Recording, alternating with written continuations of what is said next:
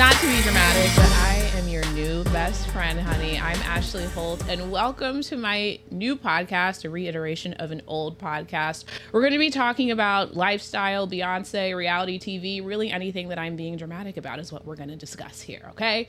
So today we're going to talk about Love Island, but before we do that, I want to do a reality check. Usually that'll be some sort of, summary of what's going on during the week on television or in life. But I really just want to let you know what I'm doing here, why I'm sitting on this couch, because I was podcasting before and took a break. So I moved to Los Angeles to be with other people with $1 and a dream. And now I'm doing what I love the most in an amazing city. Went to grad school. I'm a USC grad, a fight on. And I'm no longer working in television. I'm a corporate girly now. So I am doing this because I love it and I miss you, and I'm so excited to have this platform to chat with you all. So let's chat. I have a friend sitting next to me who is going to help me dive into Love Island. Brittany is my friend in real life. We talk about Love Island in real life. An insane amount. An unhealthy amount. It's probably unhealthy. Like the videos I post on social media of oh my God, our audio messages, and I only post my part though. I would never post her intellectual property without her permission. But people are in the comments. They are disagreeing with us. The thing is we talk about this an unhealthy amount, but when you repost the things that you and I are talking about, it's clear that everybody's talking about 100%. We all are addicted, unfortunately. It's addicting. So you know what we decided to do? What? Sit in front of some microphones and bring our addiction into the light. Why wouldn't we? Right? Everyone else is talking about it. There's no reason not to. Yeah. Yeah. Let's so do it. I have known you since my very first TV Girl internship. I know. We won't say the name of the organization because, we're no longer there. Them, doesn't matter. And ourselves. Exactly. Mostly ourselves. Yeah, exactly. But you were a big sister to me there. I adore you. And now you are in LA for the summer. So I'm dragging you into my hopes and dreams on my podcast. So thank you. You're so welcome. There's no place I'd rather be, honestly. I can't think of a better place I'd rather be right now. So I was being dramatic, of course, and telling Brittany I'll remember this day for the rest of my life. It's the beginning of the rest of my life because I'm obsessed with this. I'm so excited. Are you kidding? I'm gonna remember this forever. I can't believe this is your first episode. I can't believe I get to be your first guest. Of course. Yeah, I'm thrilled. Let's be completely absurd. Let's do it when the cameras aren't rolling. I love you. Okay, yeah, I love you. Okay. Okay, so let's start first and foremost. Yep. Where we're sitting right now, the season of Love Island has ended, season 7. Yes. Everyone is in Los Angeles as we speak. I was hoping that they would be on Sunset while we were walking in here, so I could be Nico Landria, come on. I know, come on. Please. They weren't. So I have run into others of them, out in LA, but anyway, they're out here having a blast. Yep. So, the reunion is imminent, so we will, get there. Yeah. But to start, comparing this season to last season. Yeah. Deep sigh is how society feels. Yeah. What do you think are the major differences? Why was this season, people are acting like this season was a catastrophe. Yeah. What do you think made it so different, from day one? Or did it happen day one? Well, it's wild to me that people are talking about it like it's a catastrophe, because I think the numbers, viewing numbers, right? This is our TV nerds. America loves catastrophe. People love it. I think the numbers are better. But I think we're saying it's a catastrophe because I think what's happened is it's tough to connect with this cast as much, even though we sit there day after day and keep watching. I can't stop watching the train wreck. I think none of us can stop watching the train wreck. But I think the part that's tough for me, it's been tough to root for all of them all at once because they're messy. They're really, really messy, and they haven't had the friendships that the last cast had, whether it's the boys or whether it's the girls. You didn't get PPG. You had boys going against boys. You had girls going against girls. It's been tough for me. Yeah, and we've talked about this. I feel mess on reality TV is the first requirement. That's true. They're not going to ask for your work history. They clearly didn't do very many background checks. Yeah. But oh my God. They're are you messy? I feel they were so aware of, I'm on this platform. They knew what happened last season. Yeah. And so you could tell when they were moving in the villa that they were how is this going to look to the outside? You know? that's not fun to watch. Right. Like when we are sitting there as a cast and we're like seeing how some of them seem to be manipulating the game. Right. To either get more airtime or to stay in longer or to try to win. Like, I just feel like, I mean, look, I could be wrong, but I will admit that last season was my first time watching a full season of Love Island. I didn't pick up on any of that. And I don't remember anyone else saying they saw that. So it was really rough to sit there and watch so many of these cast members. And then you heard about how many of them knew the show before and had been on the show before or had been connected with people on the show before. And you started to hear how they were manipulating from the inside. And that it just made it not so fun to watch. Okay, manipulating is a strong word. And you're not the only person using it. Yeah. Define what you mean by that in this setting and who you think maybe the top 2 worst culprits were. Okay, I'm on the spot. All right, I mean, I'm going to... I know your answer. You know what I'm going to say. Okay, so look, we talked about this from the very beginning. And the thing is we've all been on a journey with this person. Yeah. But from the beginning, I did struggle with Ace. And by the end, I have different feelings. Yeah. I have a complicated relationship with Ace. Like, I think Ace... We all do. Exactly, we all do. By the end of the season, yes, I think Ace is a good guy. I think he was a very good person to Shelley. He was very committed to her. I loved that. But at the very beginning, I just could not understand why this man was so obsessed with another man. Like, why... Jeremiah, yes, thank you, exactly. Like, why did it bother you so bad what Jeremiah was doing with Huda? Like, okay, we can maybe see that, he might have been love bombing her, and we can, talk about all those things in the interviews that are happening with now that they're out of the villa. Yes. All of that stuff might have actually been happening, but why were you so worried about it? Yeah. Invest in Shelley. It took you so long to invest in Shelley, and I think that ultimately, that's maybe why he didn't stay in the villa as long as he could have. Yeah, and our feelings about Ace went on a journey. Like, early on, I went on social media and said, I've dated an Ace before. Yeah. I know what this is. I know what's going on here. But it also meant that, like, I kind of had an affinity for him too. But, like, that's true. the very, she's like, you did. You were an Ace defender. Like, not the whole time, but, like, most of it.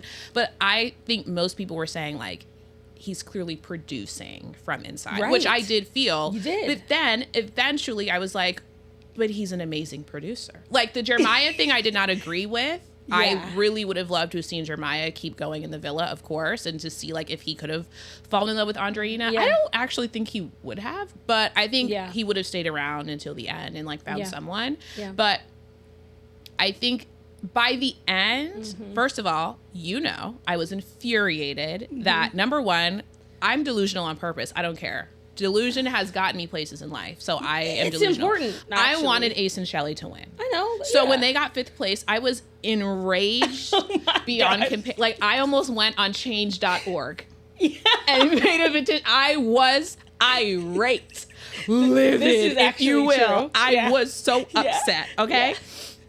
And I don't care what anyone has to say about that. Everyone was in my comments. My own cousin was in my comments. Like, you need to get over yourself. Look, I don't care. But my thing was, Ace, if he was producing, number one, was doing a great job. But when he left, even people that swore he was the problem, that swore he was more toxic than Huda, which we will get to, like, they were like, oh, I miss him. Oh, I never realized he was the life of the village. What do you mean you did not realize toxic? And, like, here's the thing. Even if Huda left, which I think would have been best for her, there would have been a lot of energy gone, and this is TV. So I think for people to appreciate Ace when he was gone, like, keep it. I would have preferred that you never even mention that. Like, I'm begging you, please, to keep that. So I know you didn't necessarily expect Ace and Shelley to win. Where did you expect them to fall, though? They were definitely going to be, I thought they'd be top 3 for sure. That's hands down. I didn't expect them to win. It wouldn't have bothered me if they did win. Yeah, sure. We can get to that. The couple that I think should have won. That's, whatever. We can talk about that. Yeah. But for sure top 3, like top 4, obviously, but whoa, 5 was a shock. 5 was insane. Nasty work. I agree. I don't know what was going on with America. Okay. But, that's a whole other. Yeah, that could be used in a bunch of different contexts. Yeah. Okay, so exactly. We've brought her up. She's the talk of, I don't know, North America, if you will. Yeah.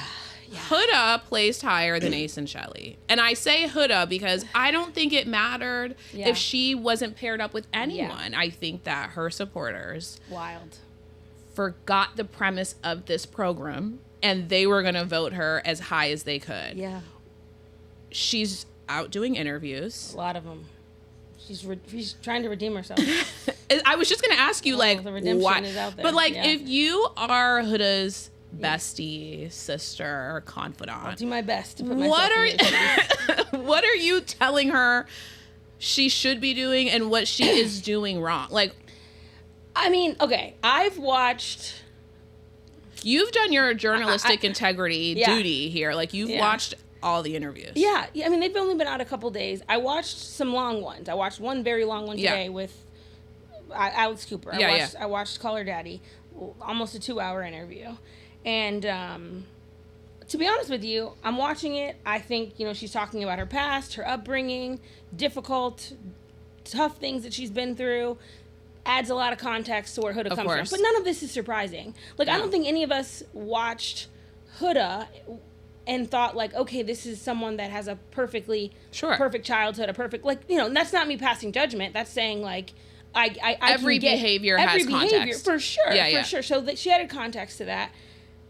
What I think is going to be troubling come the reunion was an interview that she did a couple days ago, and someone was talking about the heart rate challenge. This heart rate challenge that we keep coming back to. Don't trigger me. I know. It is actually triggering. Very. And they're talking about this a lot.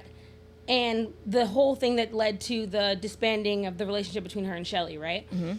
And what did she do? What happened when the cameras cut with Ace? Like, what happened? And she's actually leaning into this whole narrative that she was bullied.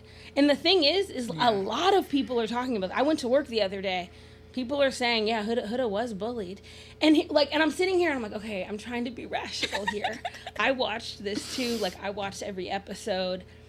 And I'm trying to be honest. Like, was she bullied in the context of this? Okay, she went up to Shelly after the challenge, right that night. And Shelly was like, you know what? Actually, I'm trying to give you a chance right now, but now's just not the moment. Shelly handled it beautifully. Which, hot take, is her right as an American. Agreed. Totally agree. And Shelly handled it really well. I thought so too, because if you pop a swat on my man's face, I don't have nothing nice to say. And we don't know, right? If that's technically, there's a lot of back and forth about. I'm telling you, I wasn't in Fiji. I'm telling you, I know in my Christian spirit that's what happened. Yeah. Because people are being irrational talking about, well, Shelly thinks that no one's going to kiss her man in a people had been kissing Ace in challenges, and Shelly was like, have a blast. Go, please stop gaslighting me into thinking that Shelly freaked out because people were kissing Ace. Yeah. No one in that villa could agree on anything except that Huda overdid it that day. The reunion's going to be crazy. Iris confirmed it on a podcast. Yep. Taylor and Clark confirmed it on a podcast. Like, Huda's the only person vehemently denying she denied that's what happened. And then goes on to say, well, we were attracted to each other. And then reposting the video on her social media. Yeah. And I think this is the problem. Not that I could handle reality TV. I'm too sensitive. You're a sensitive gangster, huh? I am. Yeah. I am not sensitive presenting, but I am sensitive. Okay. No, I believe it. Yeah. If someone even blinks at my man, like I don't have a man. It's my imaginary man. The DMs are open. They're open. I just putting up. My mom will be like, "What?" No, there is not one that I'm hiding. But like, if a waiter is even like, "Do you want lemon in your water?" I'll be like, "No." He doesn't. That's me. So I'm not saying that I was there, but like, I am just saying that I am sure in those environments, everyone understands that things get edited, things get twisted around. I feel like these girls. And like, I am a Landry and Shelly's friend in my head, so I'm just gonna put that out there. I feel like they forgave her for so many things, saw behavior, and were willing to be forgiving of her, and like come out of the villa and kumbaya and be like, that was the show, but let's move on. Yeah. And so for Huda to come out here and not only double down, but like activate her base to amp it up. She is. I don't know why I didn't expect that. Maybe I'm too delulu in that regard. I did not expect that from her. I expected that. this whole like tour that she's on, this is not surprising to me. It is a tour. Yeah. Well, I mean, yeah. And look, to be fair, they're all on tours, right? Yes. But this whole Activision of the Base thing, that's gonna be wild. Like, I just was surprised that in the interview, I don't even think the host asked her this. She said, "No, I was bullied. Like, I believe I was bullied in the villa." I was like, "Oh no, that's gonna be wild." When in reality, I feel like everyone has gone out of their way to either, if you don't have anything nice to say, don't say anything about Huda. Yeah. Even Chris. Yeah. I feel like has not gone out here trashing her, and she is saying wild things about him, and I just don't get what she gains from that, I guess, is where I'm coming from it. It's just the base around her, like the reception around her is so polarizing. It's baffling, really. It's wild. It's either you completely are anti-Huda and you don't understand the behavior at all and you know it's toxic, and like I can have empathy for her and still know she's extremely toxic. Of course. Which is where I stand. Yeah. Or you're like, no, you could completely explain the behavior away and you're pro her, and like, well, if she can say all these terrible things to Jeremiah, just like watch what I say.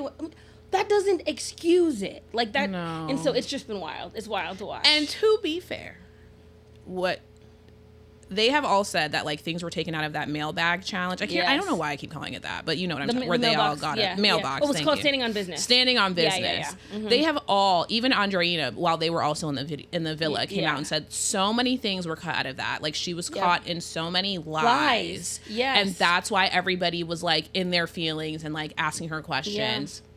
Yeah. But to go back to my question to you. Oh yeah, sorry. What advice would you give her if you were someone in her life? Like if it was me out here like this. God. But see, this is hard because that would never happen. I wouldn't be in her life. Like she and I wouldn't we wouldn't be friends. I know. You know? I know. Like I couldn't. But if I was her sister, because like that's family, you can't. 100%. We all have family that. Well, you can, but you shouldn't. Well, you should, but you know. I have no clue what you were saying, but I think I get where you're going. But what I mean is like we have family that you can't like their blood, whether you have them or whatever. You know what I'm saying? If Huda was my sister, and I can't get rid of her because she's my blood, right? Yeah. I would say own up to everything that you're doing. Own up to, like, first of all, I would say as difficult as it is, rewatch it. And really try to comprehend the love that you're getting, but that's easy. Yeah. But try to take in the feedback that the the hate that you're getting. Yeah. And then move forward with it. Yeah. And because just like she said on this podcast today, you know that you've been through a lot, and now move forward with, like, how you can cut through some of that because it's deep, like it's heavy, which is great life advice. Like even when I am talking to like the worst Karen of life, I still feel like there's something I can extract from it, even if it's my haters are my motivators, and like Cat Williams said, if you got 10 haters, get 3 more. Like even if it's that, right? Not saying that that's her situation. Yeah. But I agree, because I feel like we didn't see her take accountability for anything in the villa. Like if anything, she would just repeat herself. Yep. And like maybe if I said in a different tone, maybe if I explained that I miss my daughter first, but she still would repeat the same things. Yep. And so I think if there's anything, pick one thing even that you can own, apologize for, which I think she might do at the reunion, because it's not even that I'm like hoping that. I think in that environment, and even with Andy, because we know how Andy Cohen reunions go, he's the only person for the job, by the way. Agreed. I think he will be like, okay, but can you at least apologize for, like, he's going to say that. And so I think by a neutral party doing it, because Ariana can't do that in the villa, I think that maybe because of the dynamics of that situation, she might consider it. I don't know. So I want to get to Amaya now. Okay. And like how things ended. Yeah. I voted for Nico Landria. I did too. I voted for Nico Landria. Yeah, they were my But votes too. I enjoyed watching Amaya. Yeah. I quote her all the time. Yeah. She's a star. I don't think that we were robbed that she won, or like I don't think that it was a bad outcome at all. I still will sit here and be like, well, if you don't like me, maybe I'm not the microphone you should be talking to. Like, I'm telling you. That was good. Thank you. That was good. I just came up with that. That was an original. Yeah. But like, she's a cultural moment, and I totally understand. Yeah. But if we're talking about love, yeah, I feel Nick and Alandria had just like this magical TV romance that only could have happened in this setting. Like, you can tell that these are two genuine, loving people who still in the real world would have never found each other. Even if they saw each other from across the room, it wouldn't have happened. And it had to happen like this. And it had to happen with Sierra going home. It had to happen with Taylor hurting her feelings, which you will pay. Like, it all had to happen like that for them to come together. And I even think it had to happen at the end. Because I think they keep saying, like, oh, Nick's like, what if I would have told her at the beginning I'm the one that kissed her with the blindfold? I still think she would have found a way in her mind to explain it away or something. I think 100%. It had to happen like this. So they are my winners in my heart. All the good that's coming to them, I think they deserve. Nick. Yeah. Nick. You're He's a the king of our superstar. Hearts, for real. I re-downloaded Snapchat. Oh my God, right. He's a to follow Nick. Yeah. Like, whenever I go out and a man's like, do you have a Snapchat? I'm like, how old are you? This is a red flag. Nick's on there, and I'm like, what's an access code? I'm like, where's the little ghost? I must get, like, I go home, and I'm like, oh, what did Nick do today? Alandria said he opens her water bottles. I know. She's like, I don't have to do anything. What are you what? Yeah. What do you mean? I totally agree with you. I also voted for Nick and Alandria. Yeah. One, because, like, I knew the way this vote was going to go.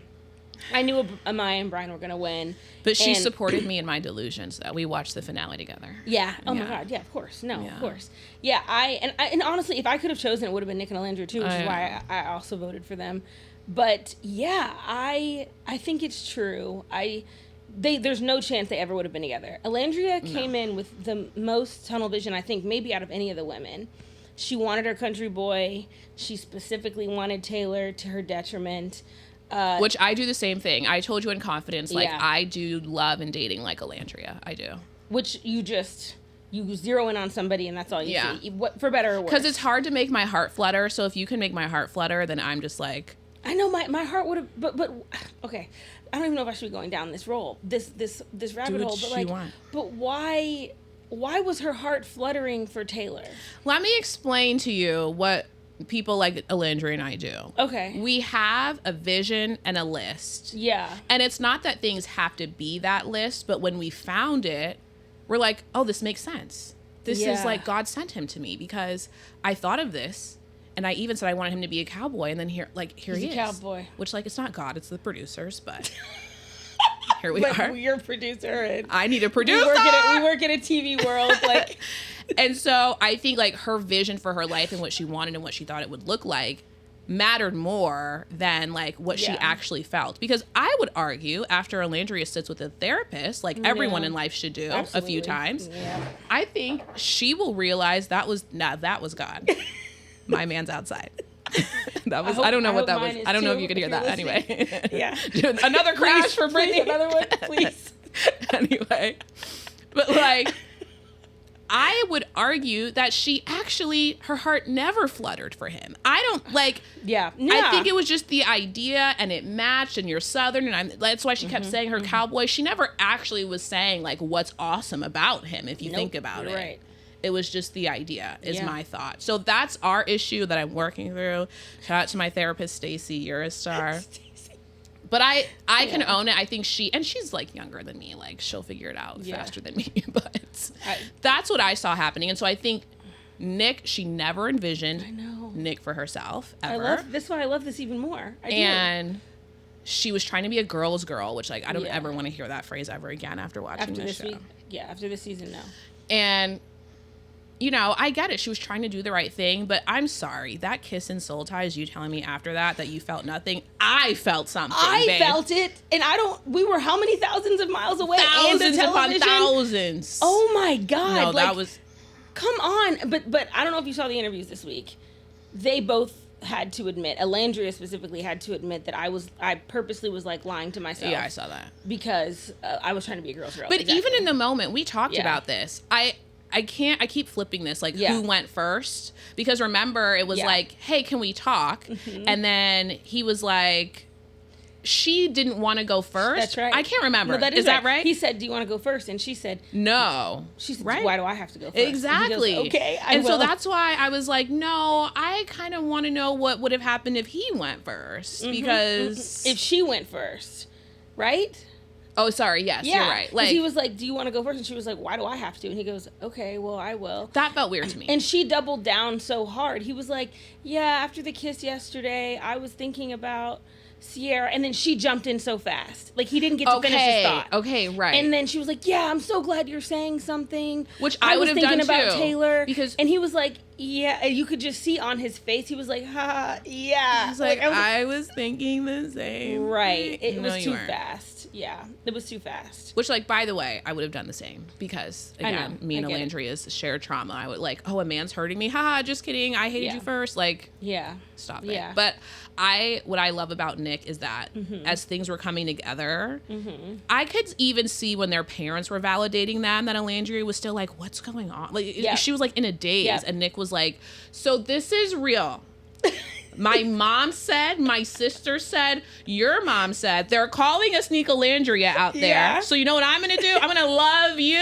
I'm going to love your ass. Okay? I think you're right. You go with it. And she was like, like, I don't think that clicked to her till like yesterday in whatever LA hotel they're in. They're probably half a mile from us. Like, that's what I really think happened. And I can see her, it seems now, her starting to trust the process. And I even love that, like, people are like, oh, what is this? Or what goes on? They're like, we're going to date. We started dating last week. Like, that's not my girlfriend. Like, I love that they're not rushing it. Yeah, but they're together all the time. And I love the affection she's, like, showing him in interviews. And it's just precious to me. And there was an interview where, like, clearly you could tell someone's, like, phone was set up. Like, I don't know what was going on. But, like, she was talking with her hands and lifted her hand up and they were holding hands. And I was like... Yeah. I am addicted to the two of you. Unfortunately, so like, I don't think they all need a show like last season, but I would watch a Nicolandria show. Just the two of them, yeah. Okay. Reunion prediction. I think whatever Nick keeps saying about this reunion, about what happened with that vote when they had to vote off Jeremiah, is going to be crazy. Like, he's like, they better show the clips. I'm gonna make them show the clips. He said he will, quote, crash out. He said, I'll crash out. I think Alandria said in these similar interviews, she's just taking notes right now. It's why she's not doing as many interviews as Nick. She's just taking notes on, like, the things that are being said in other podcasts, from other cast members, from things that are being said online. She's been having to absorb a lot. She's seeing a lot of the things that Taylor was saying behind her back for the first time. I can only imagine how hurtful that is. So I think there's probably going to be a lot of tears shed. I'm sort of worried about Alandria from that perspective. I am too. Because I think she's going to see a lot. She's seeing a lot right now for the first time. I think it's going to be heavily dramatic. And it should be multiple episodes. Yeah, I said in the car. Or at least 3 hours. Yeah. It needs to be 3 parts, unedited. Do not bleep anything. No please. Edits. None. I don't want a single Honestly, edit. Andy Cohen is known for a good, like, if someone is polarizing, a good one-on-one with them. And before, like, Huda needs a one-on-one, like, on her own first, and then put her in front. I don't think he'll do that, but I think it's worth it. Like, he did that for Scandival, and it was necessary. And he did a few of them. Exactly. I would love that. So if he's listening, which he's not, but if you're listening, please. I think that he should do that. Yeah. Okay, before we get out of here, I told you to either bring sunglasses or they would be provided to you. Mm-hmm. She said it, not me. Of course. Her, not me. So do you have your sunglasses? Of course. Okay. Obviously. So this is a segment called Not to Be Messy, But. Okay. And it's our one messy, doesn't even have to be politically correct, hot take on Love Island to leave the people with before we're out of here. All right. And you have to start with Not to Be Messy, But. I have to go first. Do you want... Don't Nicolandria me. Do you? Why do I have to go first? Okay. Mm-hmm. All right. Not to be messy, but this has been my take all season about season 7 of Love Island USA. Mm-hmm. It has been fun to watch. I have not missed an episode, and I have honestly loved every messy minute of it. Yeah. But these are not likable people. I don't really like any of them, if I'm being totally honest. I have love and patience for Alandria. I have a crush on Nick. And I want them to stay together. Yeah. I actually think Amaya is absolutely adorable, and I would love to get a drink with her. 1,000,000%. We might. And maybe we will walking out of Yeah. here. But as a whole, this cast, like as a collective, they're just not, I don't think they're great human beings.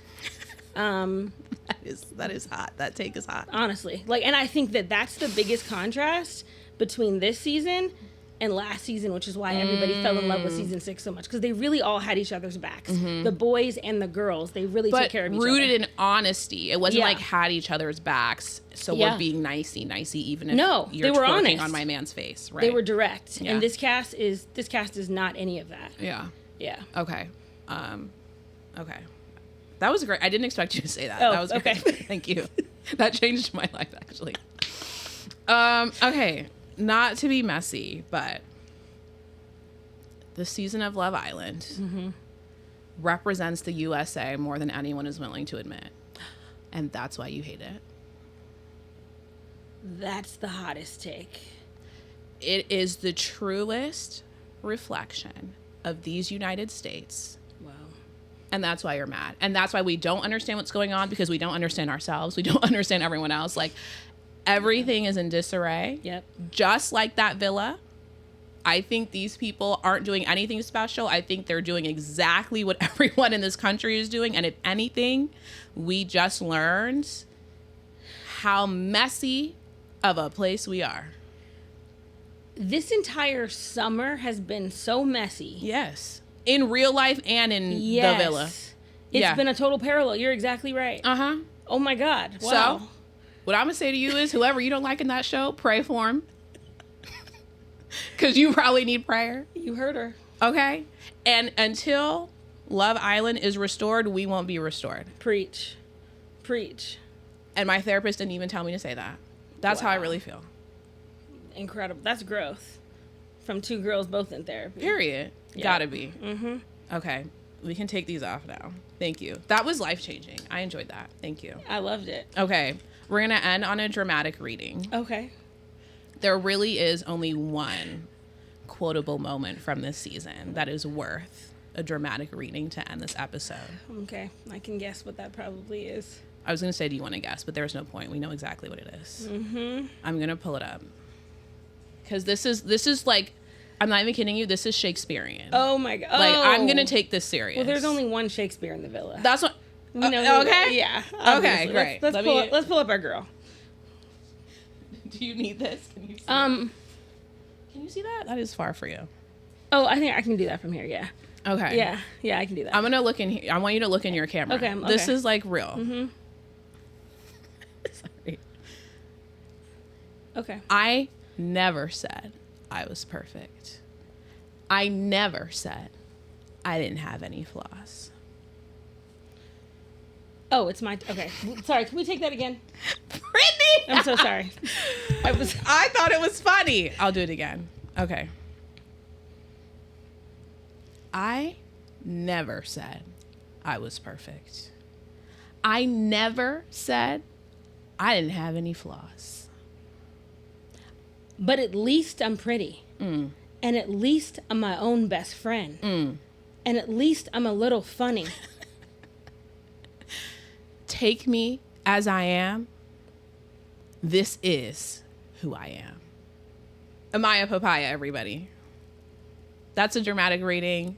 And not to be dramatic, but I'm over this. I'll see y'all next episode. Thank you, ma'am. Love you. Thank you. I love Bye. you.